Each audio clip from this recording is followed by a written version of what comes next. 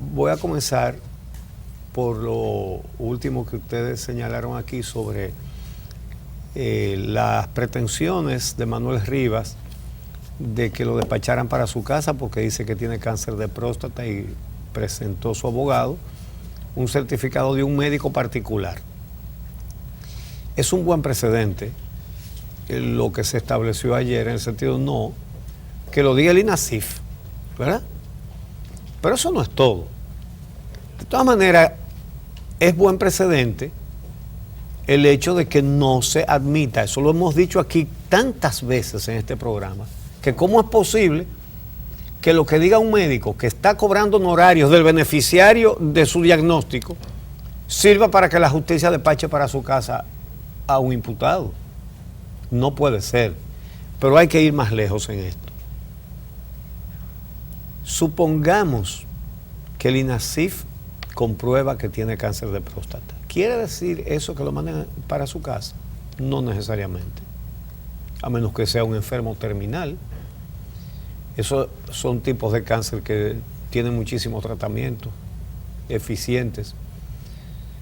Entonces, conozco personas con cáncer de próstata que trabajan todos los días. Y voy a poner un ejemplo conocido de todos, Fafa Taveras.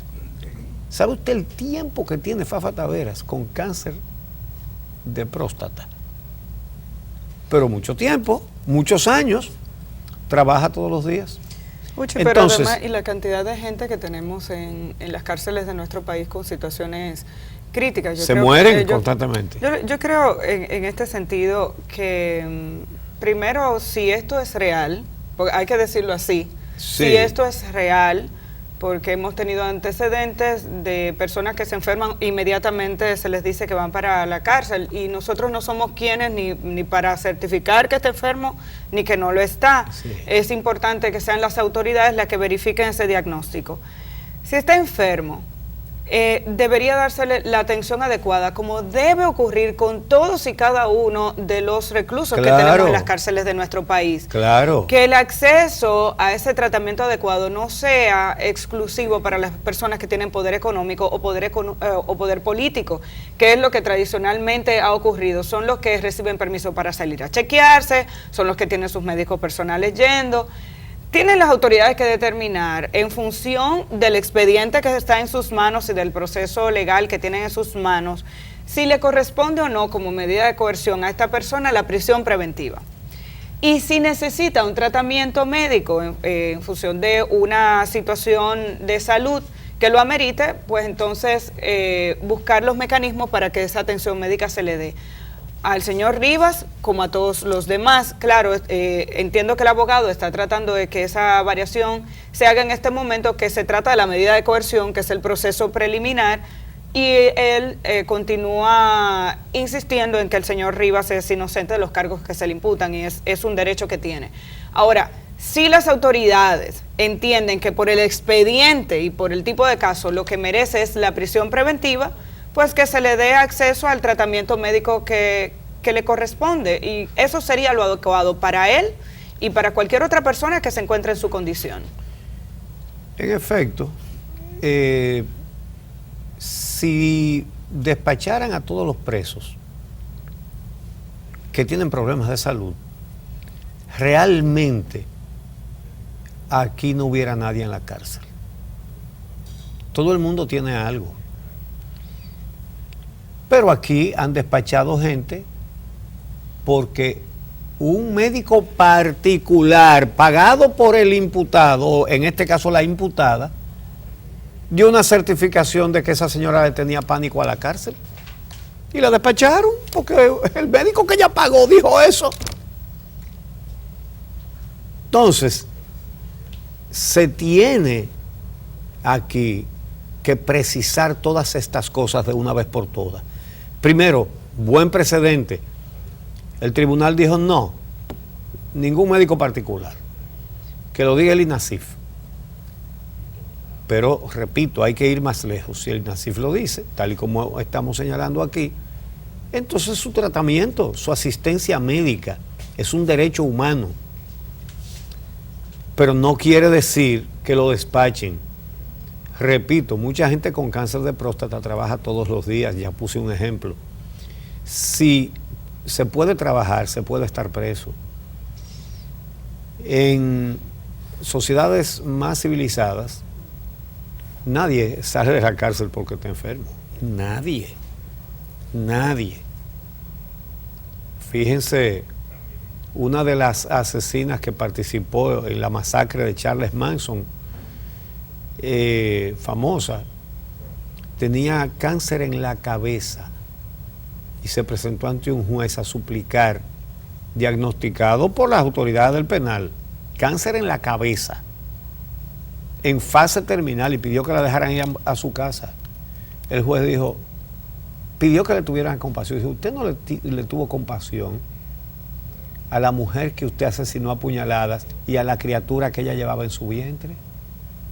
Y la dejaron presa y se murió en la cárcel. Esto no es cruel, eso no es una crueldad.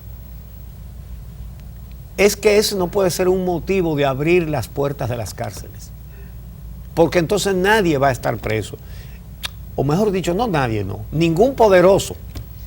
¿Por qué? Porque los infelices se mueren en la cárcel. A cada rato, la semana pasada murió uno o murieron dos. Lo vi en la prensa. El promedio son 2 a la semana, de muertes en las cárceles. 2 a la semana. Es decir, que eso es para los poderosos nada más, a los que tienen mucho dinero o mucha influencia política, y en este caso son las dos cosas al mismo tiempo. Entonces, hablando de ese caso, el abogado Carlos Balcácer había dicho que Argenis Contreras estaba listo para venir aquí, que él era su abogado y que iba a venir a entregarse. Lejos de eso, Argenis Contreras está haciendo todo lo posible por no venir. Ayer, Balcácer dijo que renunciaba a su defensa. Y justamente, mucha gente dijo que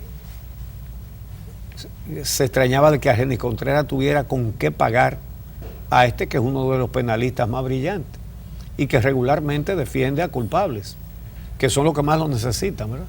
Son los que más necesitan una defensa brillante. Y mucha gente hasta llegó a decir, uno no puede afirmar eso, que en realidad él era abogado de Manuel Rivas, y que se trataba de un muñeco que se iba a preparar para que Contreras se responsabilizara de todo y sacara a Rivas. Pero parece que Contreras no está en eso. Entonces, el mismo Balcácer dijo ayer que renunció porque Argenis Contreras tiene su propia estrategia de estar denunciando corrupción, y esa no es la estrategia que él le trazó. Entonces, que aparentemente tiene su propia estrategia, que no se corresponde con lo que ellos habían hablado, que era tratar de desvincularlo del hecho. Asimismo lo dijo Balcácer, indicando que supuestamente él no participó, pero que en declaraciones que Argenis ha dado, incluso a un medio local, trata de vincular en el caso a políticos, y según Balcácer eso puede estar ligado con algún tipo de arreglo que él desconoce, y por esa razón deja la defensa de Argenis, pero se queda con la esposa, representando a la esposa y al tío. Bueno, ahora según lo que dijo Balcácer. Sí, ahora vamos a ver. El señor Argenis Contreras habla desde un escenario muy cómodo para él, extremadamente cómodo.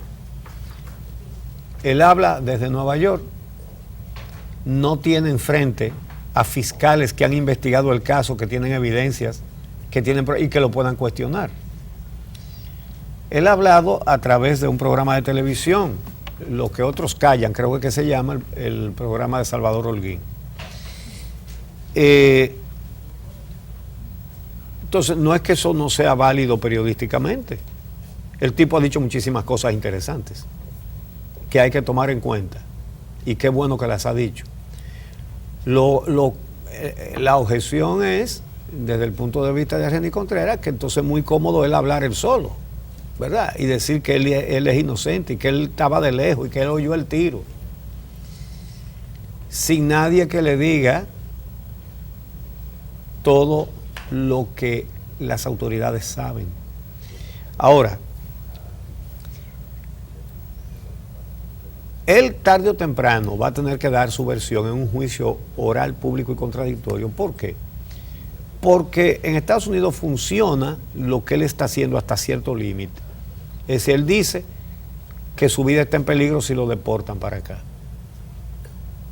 Entonces, allá tienen que establecer si eso tiene viso de realidad y todo eso.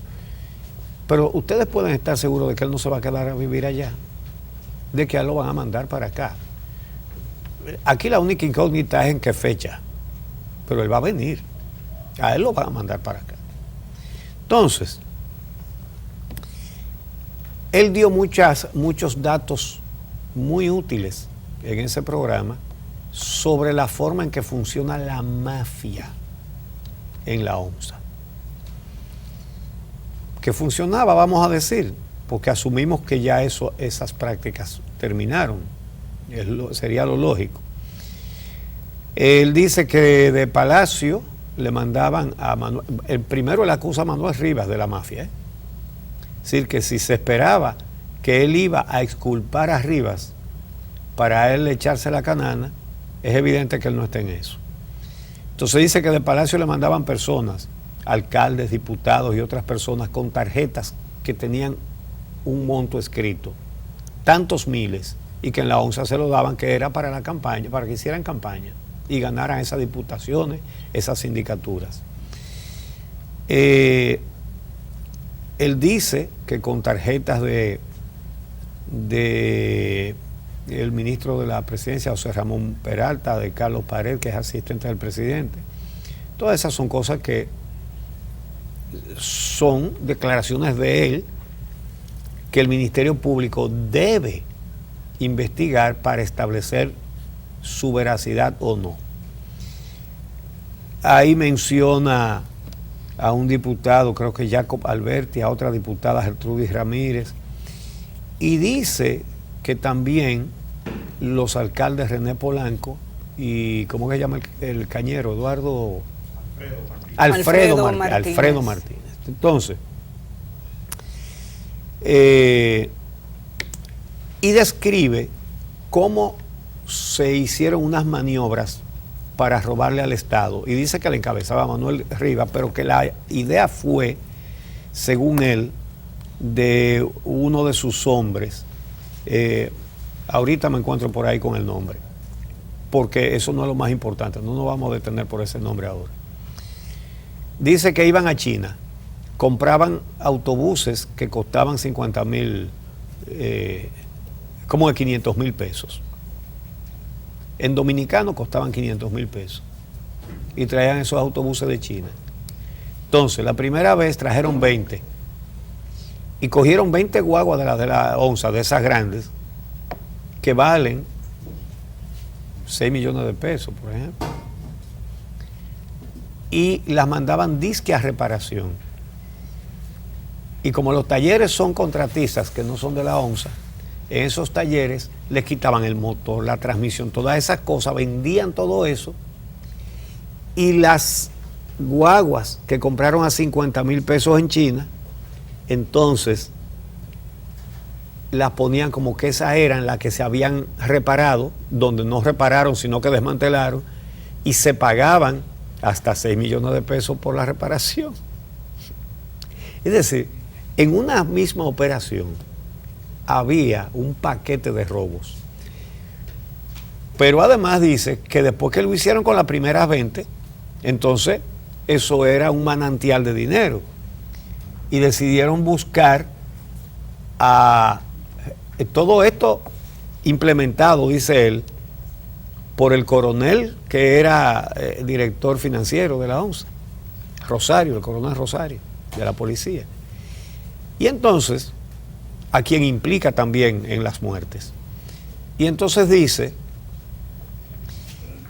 que ahí fue que entró Santana Zorrilla porque tenía dinero para comprar mayores cantidades de guaguas para venir a hacer la misma operación de que mandaban los autobuses grandes a un taller, ahí los desmantelaban y vendían, y entonces las guaguas nuevas que llegaban, que eran mucho más baratas, la ponían como que era la que se habían arreglado y encima pagaban por el arreglo millones de pesos. Muchas veces más de lo que valía la misma guagua. Entonces, todo esto es muy interesante. Los detalles son tantos que es mejor ponerse a ver el programa de Holguín para ver todos los detalles. Entonces, en esto hay que destacar algunas cosas. Fíjense bien, la corrupción aquí ha tenido una buena suerte y una mala suerte. La buena suerte es que prepararon una estructura de blindaje para que ningún ladrón vaya preso. A priori la prepararon, poniendo todos esos cuadros políticos como jueces de los diferentes organismos. Entonces, qué buena suerte para los corruptos. Ahora, la mala suerte para el gobierno es que como había luz verde para la corrupción, se fue tanta gente por esa ruta y hay tantos organismos contaminados de corrupción que es un fenómeno que se ha generalizado tanto que es imposible de tapar. Entonces, ¿qué tienen que hacer? O ser cada día más descarados y decir, aquí no se va a tocar a ningún ladrón, ¿verdad? O tienen que allantar o hacer algo, sobre todo si hay un caso extremo como el de la onza, donde hay un asesinato. Un asesinato además horrendo. Horrendo. Entonces, ¿qué pasa? Que Argenis Contreras tiene una situación muy delicada, una situación judicial, porque él es el señalado como el autor material, pero también parte de la mafia. ¿Y qué hace él? Empieza a dar datos de la mafia y a mencionar gente hasta de Palacio. ¿Cuál es la estrategia de eso? O no se puede permitir que ese tipo venga aquí a declarar, porque se va a llevar de encuentro a mucha gente importante. Y por eso aquí hemos comparado esta situación, no la de la onza, la situación general de corrupción, como una torre construida con ficha de dominó, que desde que tú quieres sacarle una fichita de cualquier esquinita, la torre se derrumba. Argenis Contreras es una fichita. Ese debe ser blanco 1, ¿verdad? Y cuando lo han alado, él ha dicho, yo digo. Eso es lo que él está diciendo con todo eso. Yo digo, porque yo sé. Y eso es lo que pasa con Punta Catalina, eso es lo que pasa con la Odebrecht, eso es lo que pasa con todo. Cuando Temístocles Montaz dijo, Rondón me entregó el dinero de la campaña del partido a mí. ¿Cuánta visita al Palacio de Justicia? Y entonces duraron poco todos. Entonces, esa es la realidad de esto. Por otro lado, ayer señalábamos que Estados Unidos le dio al gobierno dominicano 2 boches. Uno que se lo fue a dar el encargado de negocios de la Embajada de los Estados Unidos aquí, el señor Robert Copley, al Palacio Nacional, al mismísimo presidente Medina, en una intromisión inaceptable, absolutamente inaceptable, porque Estados Unidos restableció relaciones con China y las rompió con Taiwán. Que por cierto, Taiwán acaba de anunciar una inversión grande en Haití. Qué bueno para Haití, qué bueno, qué bueno. Pero ayer mismo el gobierno de Taiwán dijo que ellos estaban haciendo inversiones para retener a los países que le quedan con relaciones. De manera que la misma acción, cuando es China con la República Dominicana, es un soborno, pero cuando es Taiwán con Haití o con cualquier otro país, entonces se llama cooperación, pero es exactamente lo mismo. Ahora, hablábamos ayer del boche que fue a darle el responsable de la embajada a Danilo Medina en el Palacio, y que cuando salió dijo lo que le dijo. Y el que fue a recibir ayer a Washington, Miguel Vargas, que estuvo en Pekín en la proclamación, en el anuncio del establecimiento de relaciones, de Pekín a Washington, que difícil. Solamente hay que leer la nota que envía la Cancillería de ese encuentro con esos funcionarios. Yo me imagino que uno de esos funcionarios fue el que, sin dar su nombre, dijo que eso era un soborno y que eso desestabilizaba y bueno, un montón de cosas. Y no solamente con ese y con un equipo de funcionarios del Departamento de Estado.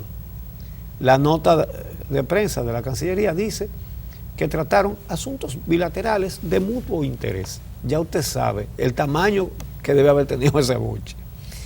Ahora bien, una respuesta, uno duda de que haya habido una respuesta digna cuando han sido palabras con palabras, ¿verdad? Ahora, en los hechos, el gobierno dominicano está dando una respuesta digna, porque la primera, ya se anunció ayer que la primera misión comercial del gobierno dominicano viaja para China el viernes, mañana, con una delegación oficial que dice agotará una fase exploratoria y analizará todos los acuerdos comerciales que tiene la nación, que tiene China con otros países de la región de América Latina.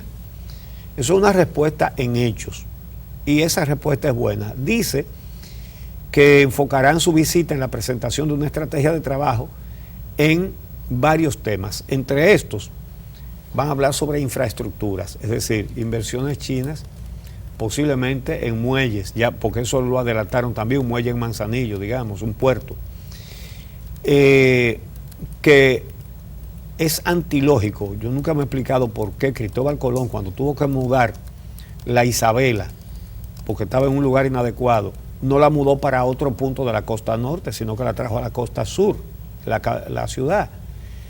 Y es un error que no se ha corregido nunca. La costa norte es más estratégica, está más conectada con Europa, con Estados Unidos, con el mundo. Entonces, peor, no se ha hecho un gran puerto en la costa norte, que debería ser, ya esta capital no la va a cambiar nadie, ni se debe cambiar ya. Debió hacerse en la costa norte. Ahora, hace mucho tiempo que se debió hacer un buen puerto en la costa norte. Ojalá se pueda hacer con una inversión china. El segundo punto que van a tratar, ese sí que es preocupante, financiamiento. Este país, esta economía espectacular que dicen, se está hundiendo. La economía dominicana se está hundiendo a fuerza de endeudamiento y de corrupción.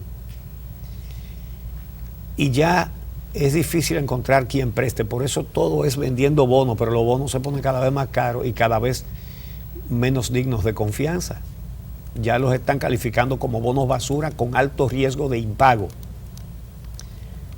De manera que, si bien se ha ejercido un derecho estableciendo relaciones con China, qué peligro si encuentran una vía para seguir endeudándose.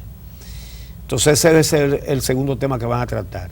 Además de eso, cooperación, comercio, exportaciones, zona franca, investigación tecnológica y capacitación. Y la otra cosa muy preocupante es que dentro del catálogo de inversiones se les presentará a los chinos dos proyectos importantes.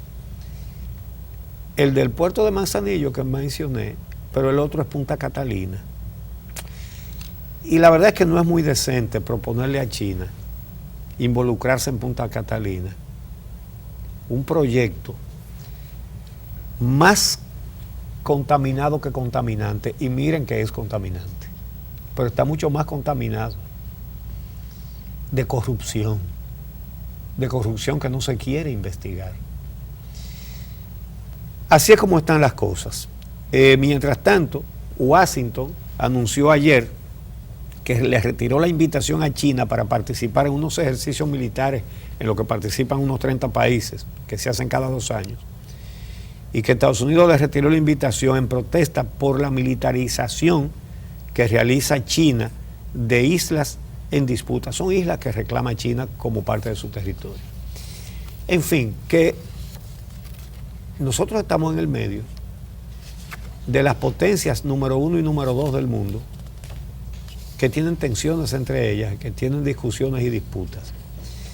Tenemos todo el derecho, y qué bueno que lo ejercemos, además hay que decirlo, qué bueno que lo ejercemos, de tener relaciones con quien nos dé la gana. Y más cuando se trata de la primera economía del mundo y de la segunda economía del mundo. Tenemos que tener relaciones con los dos, libremente. Sin presión. Sin ningún tipo de presión. Ahora, lo que tenemos que ser es responsables en esas relaciones, y ojalá que esto nos sirva para seguir endeudándonos hasta el cuello.